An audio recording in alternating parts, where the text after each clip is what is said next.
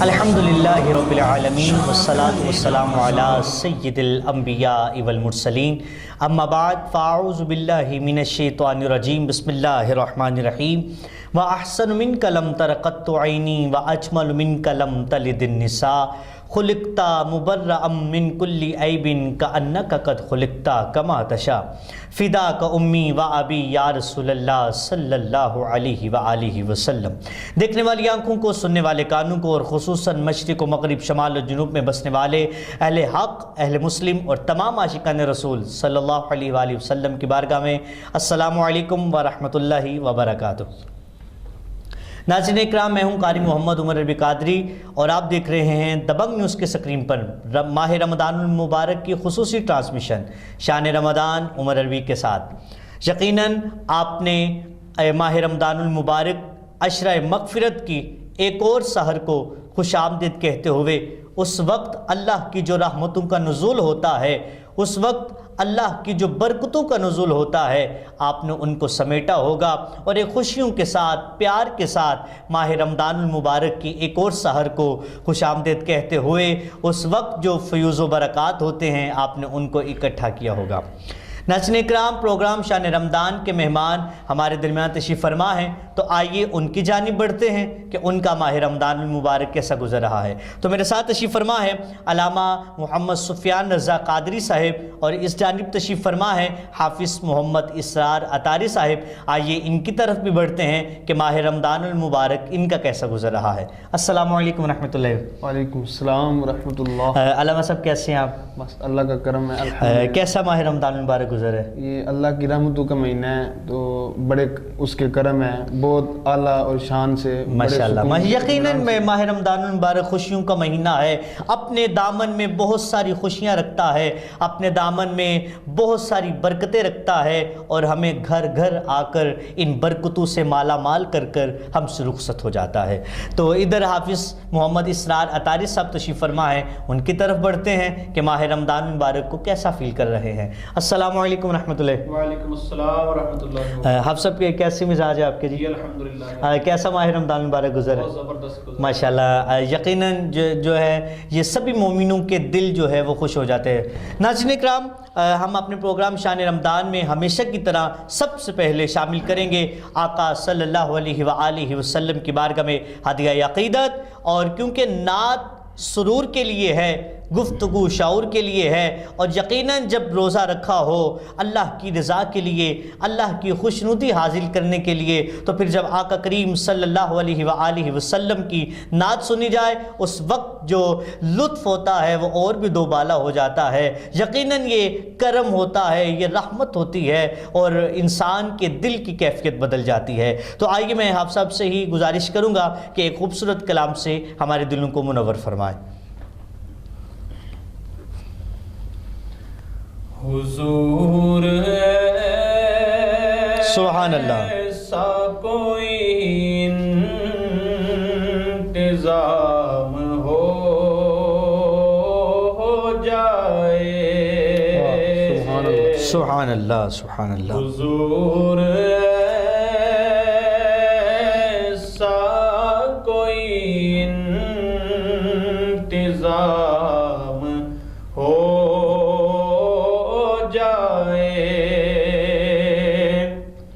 حضور ایسا کوئی انتظام ہو جائے، سلام سبحان اللہ، آمین آمین۔ لیے حاضر غلام ہو جائے، سلام کے لیے حاضر غلام ہو جائے، اور میں صرف دیکھ لوں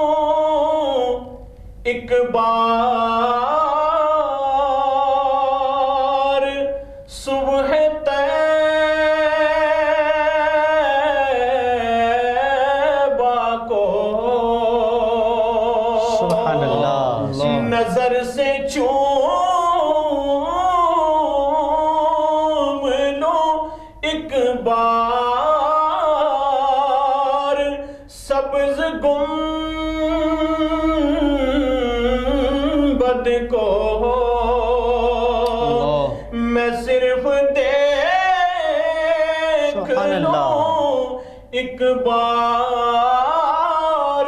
صبح طیبہ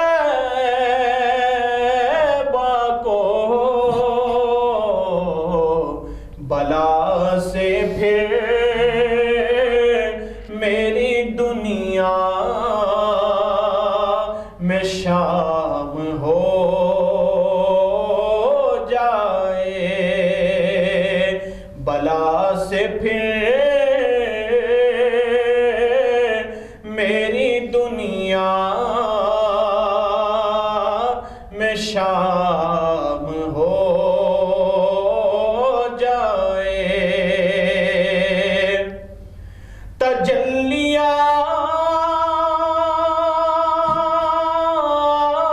تجلیات سے بھر لوں میں قاصے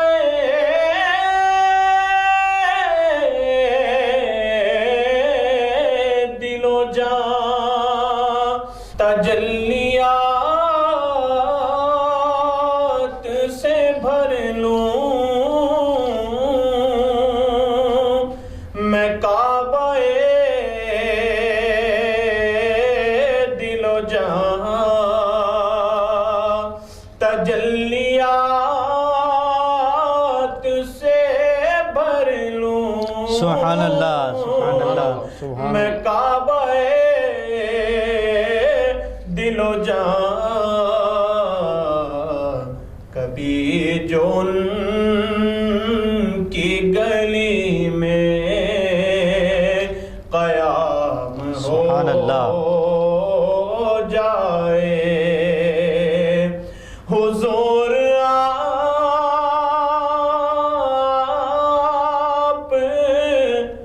نوازے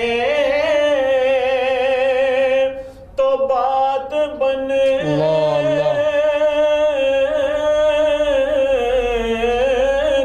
ہے، حضور آپ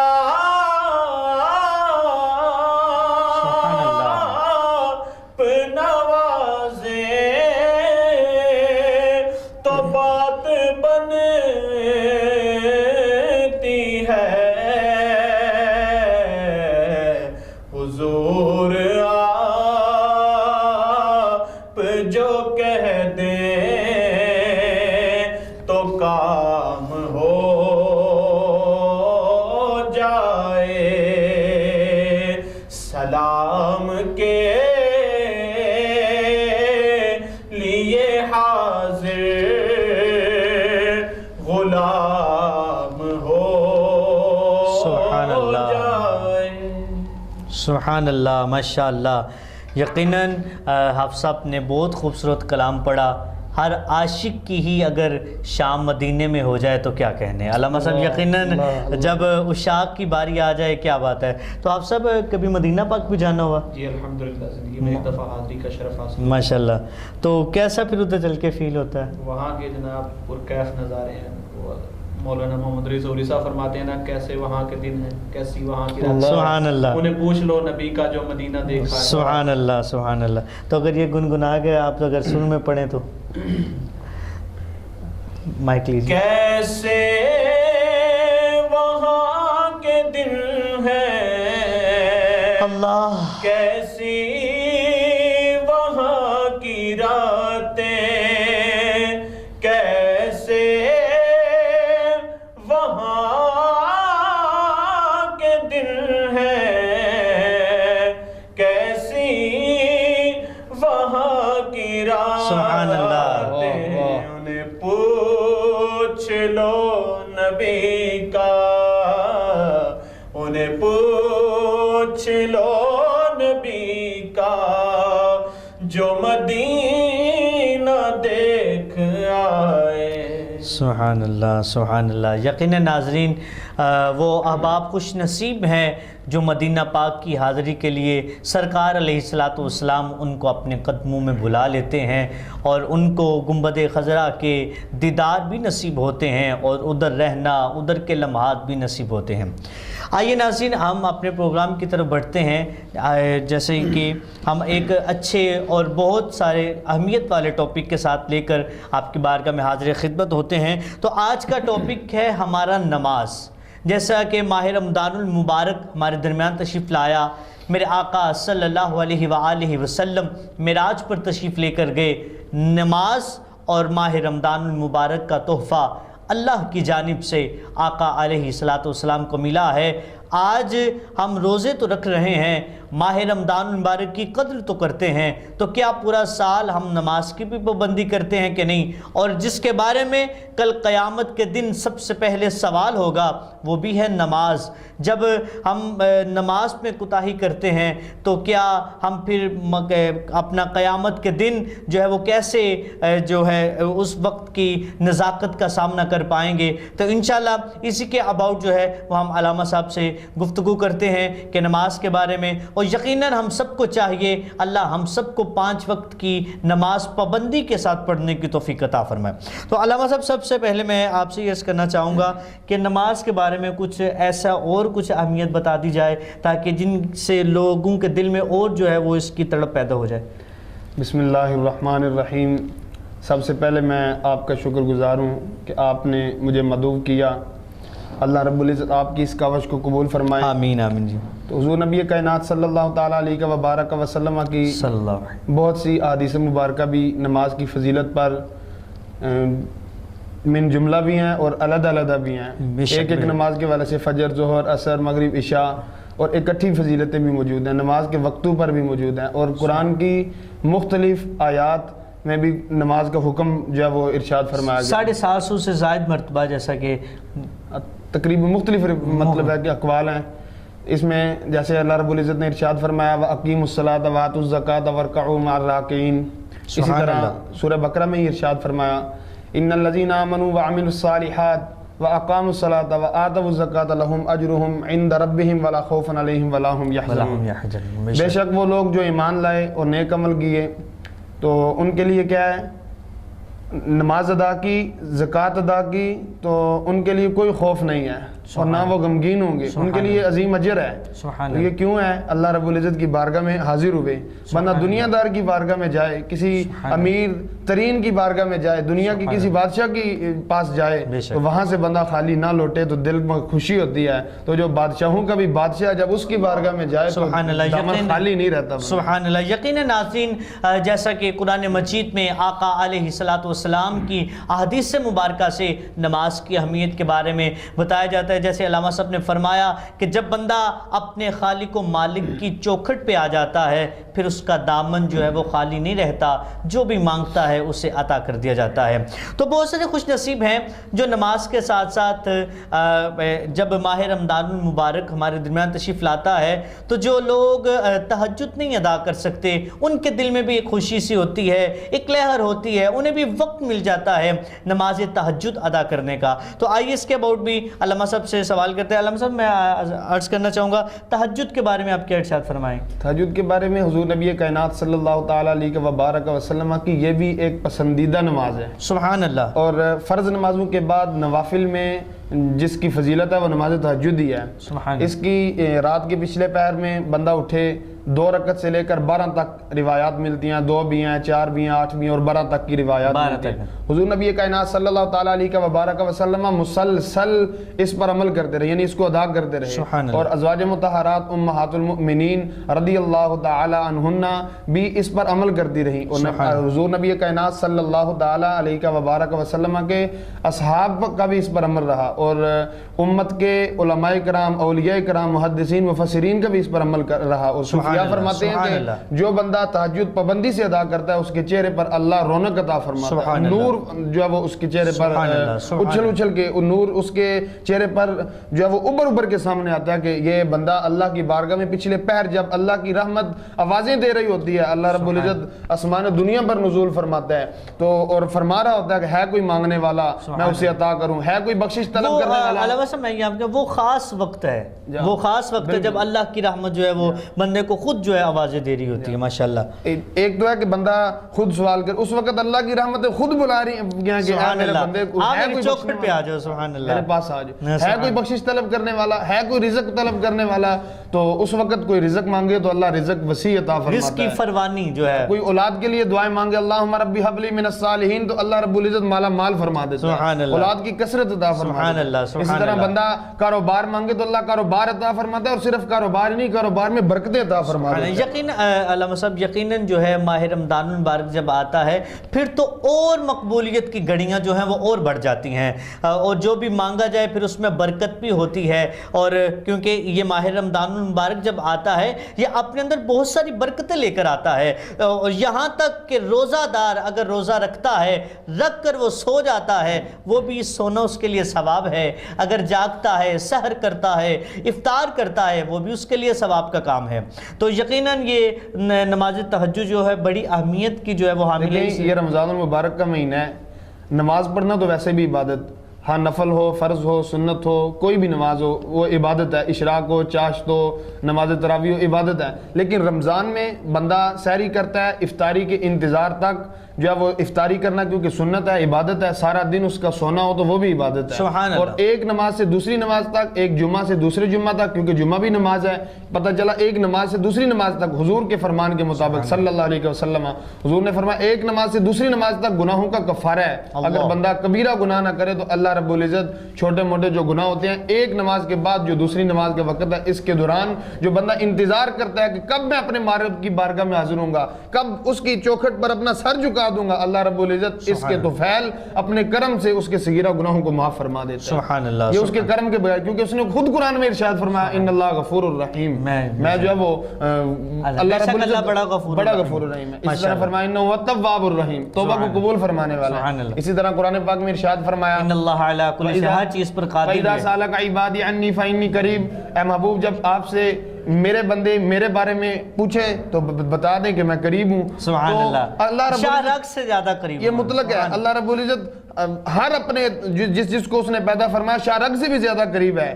تو آگے فرمایا اجیب دعوت الداعی اذا دعانی فلیستجیبوا لی ولیؤمنوا بی لعلہم یرشدون. جب میرا بندہ مجھ سے مانگتا ہے تو اجیب دعوت الداعی اذا دعانی، میں دعا کرنے والے کی دعا کو قبول کرتا ہوں جب وہ دعا کرتا ہے. سبحان اللہ. تو یہ اس کے کرم سے ہی ہے. سبحان اللہ. یقیناً ناظرین جو ہے جب بندہ نماز پڑھتا ہے اپنے رب کی بارگاہ میں جھک جاتا ہے، اس کی چوکھٹ پہ اپنے سر کو، اور دیکھیں علامہ صاحب میں یہاں یہ کہنا چاہوں گا انسان ہے بہت سارے جو ہے اپنے اندر ایک بہت اپنی انا رکھتا ہے، لیکن جب اپنے مالک کے حضور آتا ہے پہلے اپنے ہاتھوں کو اٹھاتا ہے، پھر ہاتھ باندھ کر اللہ رب العزت کی بارگاہ میں کھڑا ہو جاتا ہے، پھر اپنے آپ کو اور جھکاتا ہے، رکوع میں لے جاتا ہے، پھر اور جھکاتا ہے. جو عزت والا جو جگہ ہے اپنی پیشانی کو رب کی چوکھٹ پہ رکھ کے کہتا ہے پاک ہے میرا پروردگار بہت بلند عظمتوں والا. یقیناً یہ بندے کو اپنے رب سے پیار ہے. اور علامہ صاحب یہاں اگر میں یوں کہہ لوں کہ نماز اپنے رب کے قریب لے جاتی ہے اور رب سے پیار بڑھا دیتی ہے. یقیناً نماز کی بہت فضیلت ہے. اور ناظرین ایک اور بہت امپورٹنٹ سوال ہے. ہم دیکھتے ہیں اپنے معاشرے میں جیسی ہماری حالت ہوتی ہے، کچھ لوگ اچھے ہوتے ہیں کہ ہر وقت اچھا لباس اپنے زیب تن رکھتے ہیں، لیکن کچھ لوگ جیسی حالت ہے اسی حالت میں جو ہے وہ مسجد کی طرف جو ہے وہ منہ کر لیتے ہیں. تو علامہ صاحب آپ کیا فرماتے ہیں مسجد کی طرف جب بندہ اپنے رب کی بارگاہ میں حاضر ہو تو کس حالت میں کیسا اس کے لیے اہتمام کرنا چاہیے؟ دیکھیں ہم کسی دنیا دار کی محفل میں جائیں، کسی میٹنگ میں جائیں، کسی عام پروگرام پہ جائیں تو وہاں تو ہم بڑا سج دج کی جاتے ہیں. جیسے مثال کے طور پہ آپ آئے ہیں، میں آیا ہوں، حضرت صاحب نعت خان آئے ہیں اور دیگر مہمان حضرات تشریف فرمایا ہے. جو ہے سج دج گیا کیونکہ احباب ہوں گے، لوگوں کے سامنے ہم نے جو ہے وہ اپنی بات رکھنی ہے، یعنی لوگوں کے سامنے ہمیں سر نہ جھکانا پڑے گندے کپڑے کی. تو جو مالک خود قرآن میں ارشاد فرماتا ہے ان اللہ یحب التوابین ویحب المتطہرین، کہ اللہ رب العزت پاکی حاصل کرنے والوں کو پسند فرماتا ہے. تو اسے بھل چاہیے اور کہ اپنے نیتوں کو بھی پاک کرے، ارادوں کو بھی پاک کرے، کپڑوں کو بھی پاک کرے، پاک جگہ کا بھی اہتمام کرے. جب یہ ہوگا، یہ نماز کے شرائط میں بھی ہے نا، وقت نیت، تکبیر تحریمہ، ستر عورت جو ہے. یقیناً ناظرین، اور صفائی کے بارے میں فرمایا گیا، میرے آقا صلی اللہ علیہ وآلہ وسلم نے فرمایا صفائی نصف ایمان ہے. تو یقیناً اس کی بہت زیادہ قدر ہے. تو یقیناً علامہ صاحب ہمیں مسجد میں جب جائیں تو اپنے آپ کو صاف ستھرا کر یہ سوچ رکھ کر کہ ہم اپنے بارگاہ کی جو ہے وہ اس کی چوکھٹ پہ جا رہے ہیں. یقیناً ناظرین جو ہے نماز کی بہت زیادہ اہمیت ہے، ارکان اسلام میں سے بھی نماز کا حکم ہے. اللہ ہم سب کو نماز کی پابندی کرنے کی توفیق عطا فرمائے. شان رمضان پروگرام میں شامل کرتے ہیں شان درود کی ایک خوبصورت فضیلت کو. میرے آقا صلی اللہ علیہ وآلہ وسلم نے ارشاد فرمایا جو شخص مجھ پر درود پاک پڑھتا ہے تو اللہ رب العزت میری روح کو میرے اندر دوبارہ داخل فرما دیتا ہے، اور پھر اس کے سلام کا جواب میں خود دیتا ہوں. یقیناً یہ کتنی بڑی فضیلت کی بات ہے. آپ روزانہ جو ہے پروگرام